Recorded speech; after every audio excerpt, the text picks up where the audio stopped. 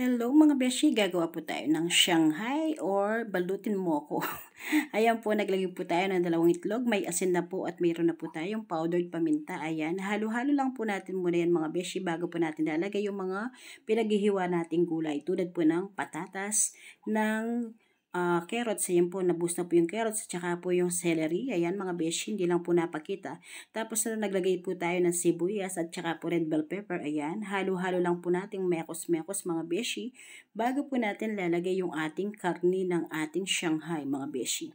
Sikreto po ng masarap na Shanghai mga beshi, maglagay po kayo ng patatas, hindi po kayo magsisisi sa sarap, promise po yan. Tapos po ayan, nilagay na po natin yung ating karne mga beshi, tayo po yung naggiling yan, hindi na po natin pinagiling yan ng palengke, tayo na lang po nagkusa para po sure na walang dugo. And then mga beshi, mekos-mekos lang po yan, masusing mekos-mekos para kumapit yung lasa.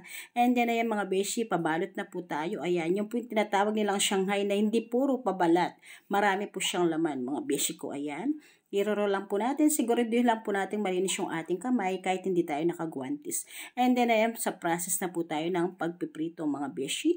Tapos po ayan mga beshi, nakaredy na po yung ating masarap na Shanghai. Bali, nakadrain po yun bago po natin nilagay sa mga bilao para po yung mantika niya is matanggal mga beshi ko.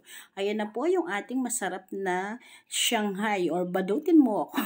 Sabi nga po ni Sharon Cuneta. Ayan na po si Atad Patrol Rider.